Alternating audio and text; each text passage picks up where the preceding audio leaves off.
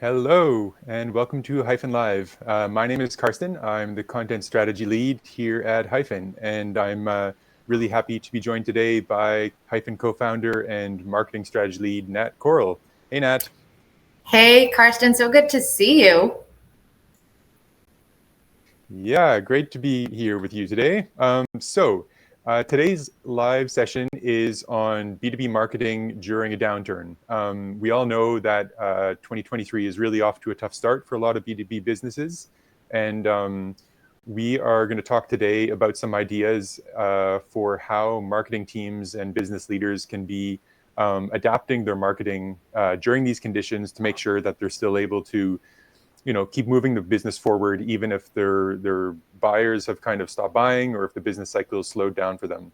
And our aim over the next 20 minutes is really just to focus on kind of some fresh perspectives. What can businesses be doing? What can they be thinking about? How can they pivot? So Nat, let's jump right in. Do you want to kick us off? What is your first thought on this topic? So I just want to start by saying that what we will be chatting about, even though we tend to focus on business to business organizations, this is really applicable, I think, across the board. A lot of our decisions are driven through our emotions. And with B2B organizations, that's still the case, even though you're dealing with another organization. There's more decision makers, there's more individuals for you to really touch and establish connections with during this time. And also, it's important to remember that the ebbs and flows happen on a regular basis, right? So really great organizations, they know and are expecting a downturn to happen, and they don't let that stop them from still planning and looking forward and really having a solid strategy. So my point number one, most importantly, is don't abandon your long-term marketing strategy. Doesn't matter what's happening with your budget. We all know your customers are spending less, which means your business is spending less, which means your budgets are a bit lower and lower on an annual basis. But that doesn't mean that you should just kind of panic, which a lot of organizations do, or feel that you can't do what you set out to do for the year. And that especially is tied to your long-term marketing strategy. Unless a business has changed its own business strategy for the next 5 to 10 years, there's no reason for organizations to jump ship and say, we need to pivot completely 100%. And the reason why I say that is because I think at this point, it's like 45% of marketing spent is actually dedicated to customer retention. And we all know that it takes a lot less for you to keep a customer than to find new customers. And especially at a time like this, it's incredibly important to speak to your customers, to reassure them that you're still here, that you're doing the things that you've always done, that you're looking to stand by them during this time, because that's what they need. And when we see organizations kind of panic and abandon their long-term marketing strategy, what you're doing during this time is actually alienating your existing customers. And when things kind of move on the upswing, which we all know they will, those customers don't trust you as much, and they don't want to do business with you because you did quote unquote wrong by them, or even just made them feel a bit unsecure during a time where what they're looking for from you is absolute reassurance. What do you think of that, Karsten? Yeah. What would you say to the abandonment of the long-term marketing strategy during this time? Yeah, I mean, I know we've discussed this previously. It's really, there's a big distinction between kind of the marketing strategy, the long-term marketing strategy, and kind of the marketing plan that's maybe, a shorter term plan, and the tactics that are used to implement that plan. I definitely agree, stay focused on your long-term strategy. Your positioning shouldn't change unless, like you said, if your, business is fundamentally changed. but it's really, it does probably make sense. You probably are going to have to pivot in terms of some of the implementation and the tactics. So, if you know that, the B2B buyers at the moment are putting purchasing of new services or new solutions on hold, or they have squeezed budgets, well, okay, the buying cycle is slowing down. How can we pivot our marketing tactics to still, be helping our customers or our prospects and stay kind of active in the market? Because I think, like you said, probably um, marketing has a lot of inertia. So, I mean, it takes a while to get it going, but once it gets going, it kind of has some momentum.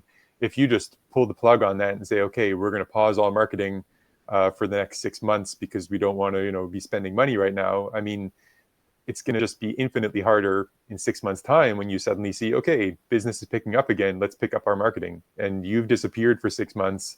Your customers and your prospects either aren't going to be happy or they aren't going to remember you. So I think that is really important to just look at ways to pivot. And I think there are lots of ways, and I think we'll get into a couple of those ideas in a moment. But instead of focusing on how to really drive the sales or the purchasing decisions, maybe you're going kind of further up the funnel and you're focusing on educating prospects and customers on kind of solutions to their pain points, and what they can be doing differently. I think number one, though, don't disappear, don't stop altogether. And I think it's also really important to keep tabs on what your competitors or organizations within your industries are doing, because it's actually such a psychologically important thing to advance when others are retreating.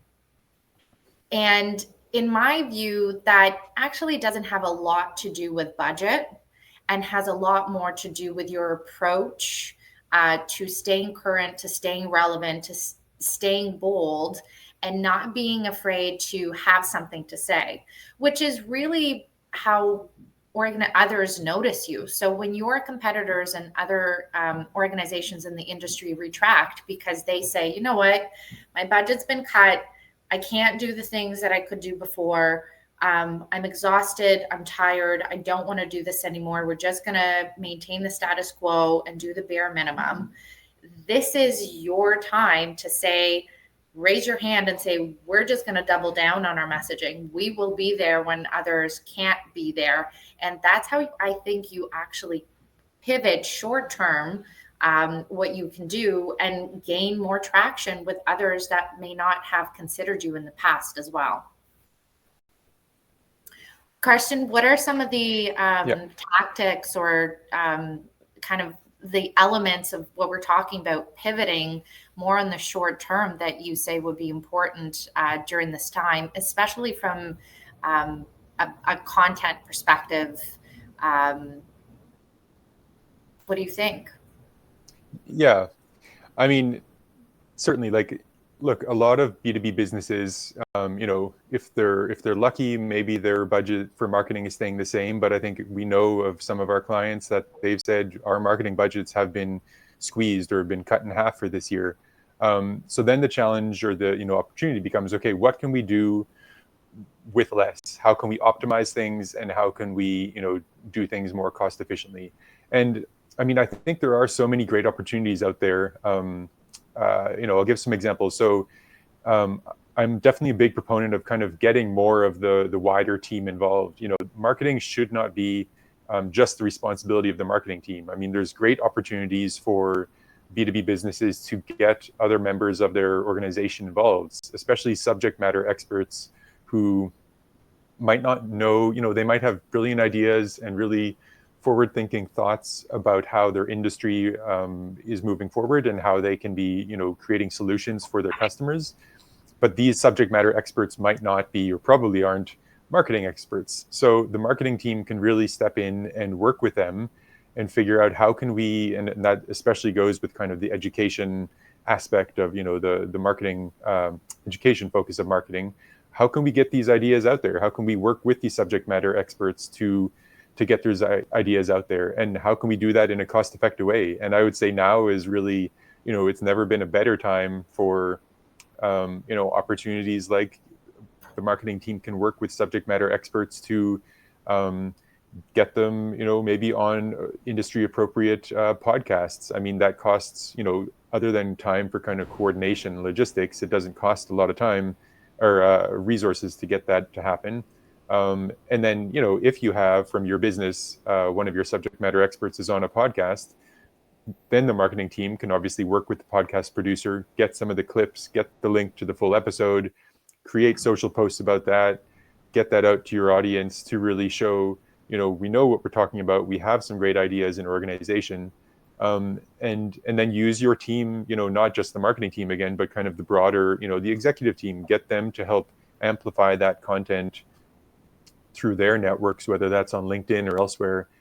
These things don't have to cost a whole lot of money. It's not the same as a massive, campaign that you have to pump a lot of money into high production value, videos or something. But just from starting with that, working with the subject matter experts, you suddenly can have a lot of material to work with as a marketing team that's also going to benefit and help your customers and your audience. So that's just one example, I think, of something that fits the moment, where it fits the kind of squeezed budgets, and it fits the maybe slowdown in purchasing at the moment. Yeah. How about you, Nat? Any thing that you think kind of complements that, or businesses can be doing to kind of be doing more with less right now? Yeah. I love this idea of co-creation within the ecosystem of your organization, right? So going out to other senior executives and asking them to pitch in and contribute, especially knowing that across the board, you just potentially do not have access to as many funds as you did last year, and knowing that this is the evergreen organic content that you want to create. I think this concept of co-creation is really, really important during a time like this. As someone who's worked in-house for a B2B organization and been part of a marketing team during actually 2008, where everything went down, I can say from that experience specifically, it's incredibly important to be self-critical of the work that's just been on autopilot, and giving, from a marketing leadership perspective, giving the power away a little bit to folks to review what's been on autopilot. So for example, if your website hasn't been touched in a quarter to 6 months, assign even a marketing coordinator to say, this is what we're looking at today. Our customers are not spending as much money. Here's who we are trying to talk to, or our aim is to figure out whether we can speak to our existing customers to help with customer retention. What would you recommend should change or move around from a user experience or design perspective or communications perspective? And take this a bottom-up approach, right? To say everybody should be accountable for generating ideas and coming up with logical concepts of how we can improve what's been stale or forgotten about. Same as with some of the campaigns that may have been just fully put on autopilot, that have been generating really, really great impact, and even taking a look of how you're reporting your metrics, right? Because today, and I think we've all been versed over the last 5 to 10 years of what's your MQL, what are your conversion rates, what are the impressions, and all these things. But stretching your budget too thin may not be the answer in this day and time, right?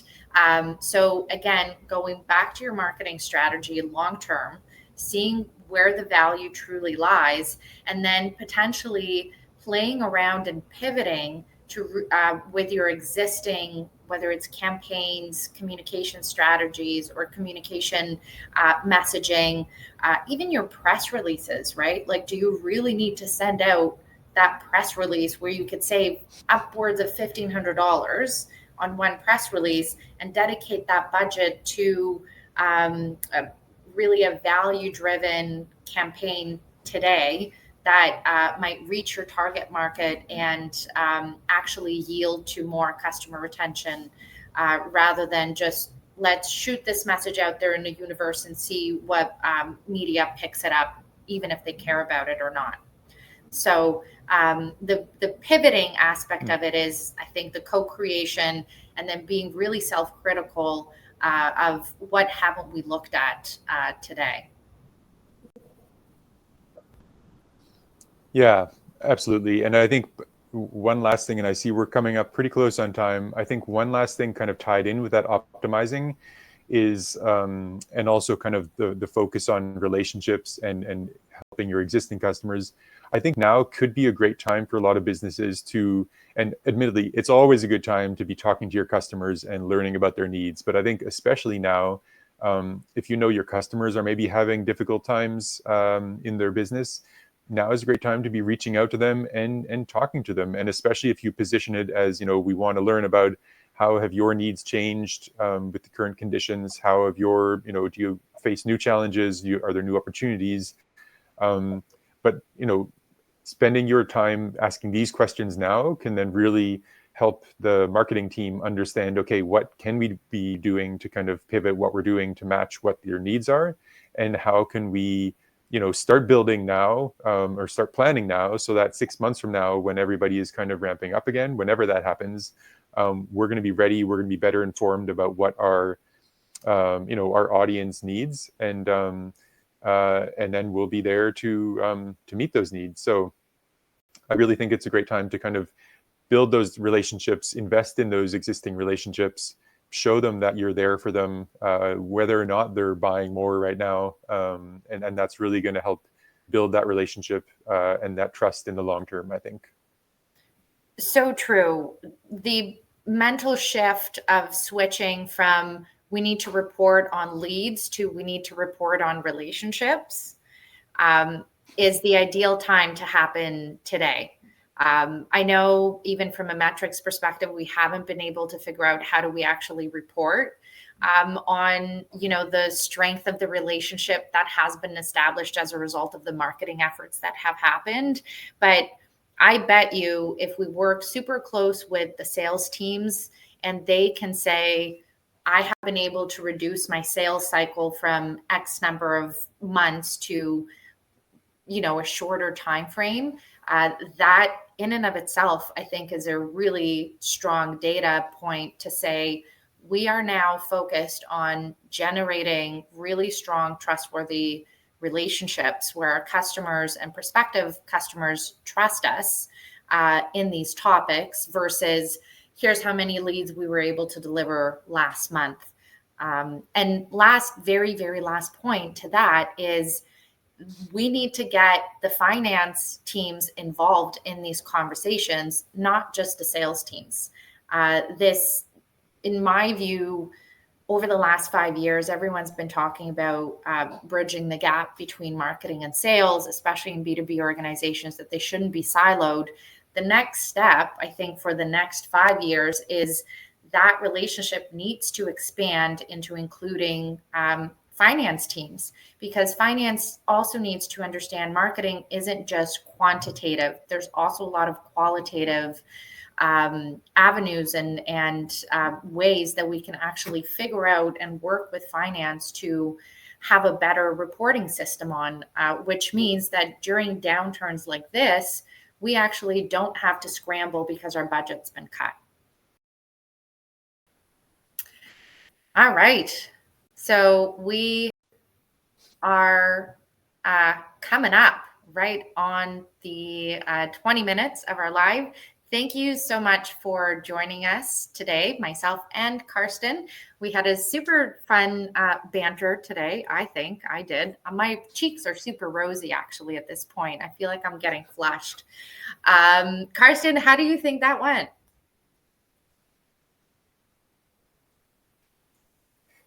Yeah, I think that went well.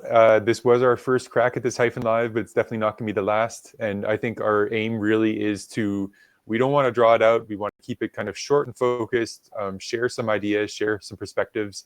I hope we did that. I think we did that. And I'm looking forward to the next one already. That's awesome. So just to summarize it, a couple of the elements and items that we talked about today is stick to your long-term marketing strategy, continue assisting and growing your top line, optimize what you've been doing, continue to educate your customers. Thank you so much all for your time. Thanks, Nat. Thanks, everyone.